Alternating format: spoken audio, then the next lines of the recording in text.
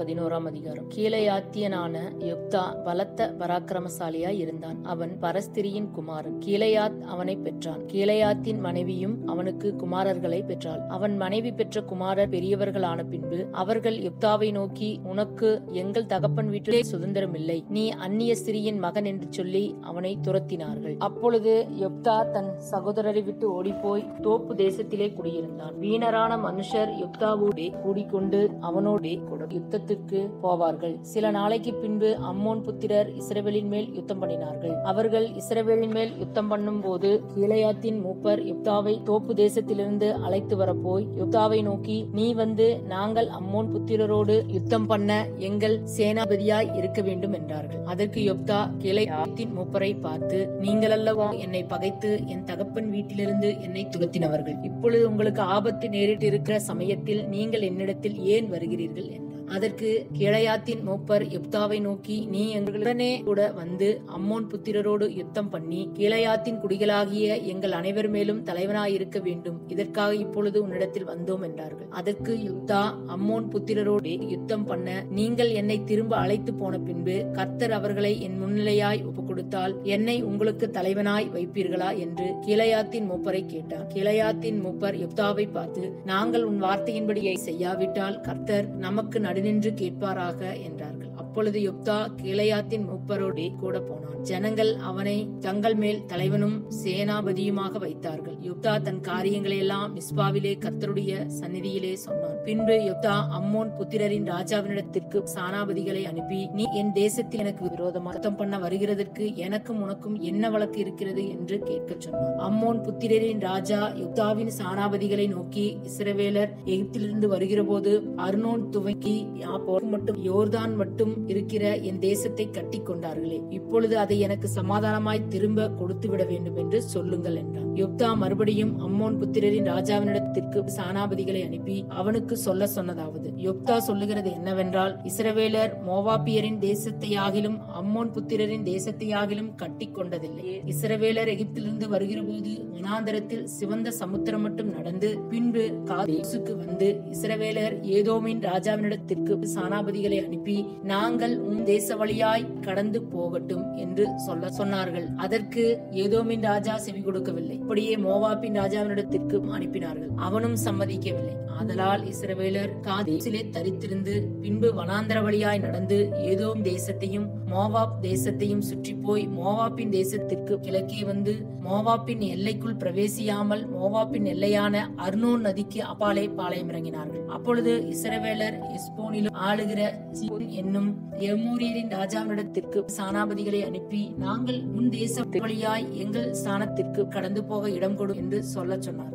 இஸ்ரவேலரை நம்பாததினால் தன் எல்லையை கடந்து போகிறதுக்கு இடம் கொடாமல் தன் ஜனங்களை எல்லாம் கூட்டி யாகாசிலே பாளையமிறங்கி இஸ்ரவேலரோடு யுத்தம் பண்ணினார். அப்பொழுது இஸ்ரவேலின் தேவனாகிய கர்த்தர் சீகோனையும் அவனுடைய எல்லா ஜனங்களையும் இஸ்ரவேலரின் கையில் ஒப்புக் கொடுத்தார். அவர்களை முறியடித்தார்கள். அப்படியே இஸ்ரவேலர் அந்த தேசத்திலே குடியிருந்த எமோரியரின் சீமையை எல்லாம் பிடித்து அர்னோன் துவக்கி யாப்போர் மட்டும் வனாந்தரம் துவக்கி யோர்தான் மட்டும் இருக்கிற எமோரியரின் எல்லையை எல்லாம் சுதந்திரமாய் கட்டி கொண்டார்கள். இப்படி இஸ்ரவேலின் தேவனாகிய கர்த்தர் எமோரியரை தம்முடைய ஜனமாகிய இஸ்ரவேலுக்கு முன்பாக துரத்தி இருக்க, நீர் அந்த தேசத்தை கட்டி கொள்ள தகுமா? உம்முடைய தேவனாகிய காமோஸ் உமக்கு முன்பாக துரத்துகிறவர்களின் தேசத்தை நீர் கட்டி கொள்ள மாட்டீரோ? அப்படியே எங்கள் தேவனாகிய கர்த்தர் எங்களுக்கு முன்பாக துரத்துகிறவர்களின் தேசத்தை எல்லாம் நாங்கள் கட்டி கொள்ளுகிறோம். மேலும் சிப்போரின் குமாரனாகிய பாலாக் என்னும் மோவாப்பின் ராஜாவை பார்க்கிலும் உமக்கு அதிக நியாயம் உண்டோ?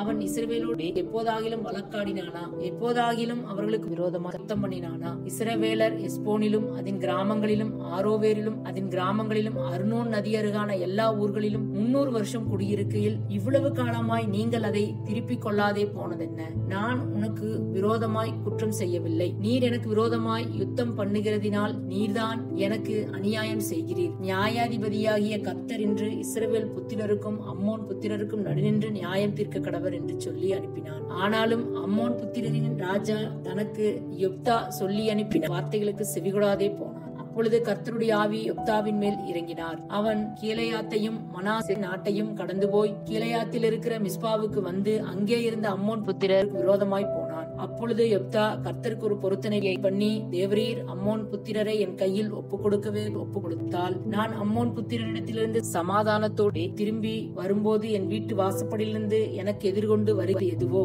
அது கர்த்தருக்குரியதாகும், அதை சர்வாங்க தகன பலியாக செலுத்துவேன் என்றான். யெப்தா அம்மோன் புத்திரரின் மேல் யுத்தம் பண்ண அவர்களுக்கு விரோதமாய் புறப்பட்டு போனான். கர்த்தர் அவர்களை அவன் கையில் ஒப்புக் கொடுத்தார். அவன் அவர்களை ஆரோவேல் துவக்கி மின்னித்திற்கு போகும் மட்டும் திராட்சை தோட்டத்து நிலங்கள் வரைக்கும் மகா சங்காரமாய் முறியடித்து 20 பட்டணங்களை பிடித்தான். இப்படி அம்மோன் புத்திரர் இஸ்ரவேல் புத்திரருக்கு முன்பாக தாழ்த்தப்பட்டார்கள். யெப்தா மிஸ்பாவில் இருக்கிற தன் வீட்டுக்கு வருகிற போது, இதோ அவன் குமாரத்தி தம்புரு வாசித்து நடனம் செய்து அவனுக்கு எதிர்கொண்டு வந்தாள். அவள் அவனுக்கு ஒரே பிள்ளையானவள். அவளை அல்லாமல் அவனுக்கு குமாரனும் இல்லை, குமாரத்தியும் இல்லை. அவன் அவளை கண்டவுடனே தன் வஸ்திரங்களை கிழித்துக் கொண்டு, ஐயோ என் மகளே, என்னை மிகவும் மனமடியவும் கலங்கவும் பண்ணுகிறாய். நான் கர்த்தரை நோக்கி என் வாயை திறந்து சொல்லிவிட்டேன், அதை நான் மாற்றக்கூடாது என்றான். அப்பொழுது அவள், என் தகப்பனே, நீர் கர்த்தரை நோக்கி உம்முடைய வாயை திறந்து பேசினீர் அல்லவோ? அம்மோன் புத்திரராகி உம்முடைய சத்துருக்களுக்கு நீதியை சரிக்கட்டும் ஜெயத்தை கர்த்தர் உனக்கு கட்டளையிட்டபடியினால் உம்முடைய வாயிலிருந்து புறப்பட்டபடியே எனக்கு செய்யும் என்றார். பின்னும் அவள் தன் தகப்பனை நோக்கி, நீர் எனக்கு ஒரு காரியம் செய்ய வேண்டும். நான் மலைகளின் மேல் போய் திரிந்து நானும் என் தோழிமார்களும் என் கண் இமையின் நிமித்தம் துக்கம் கொண்டாட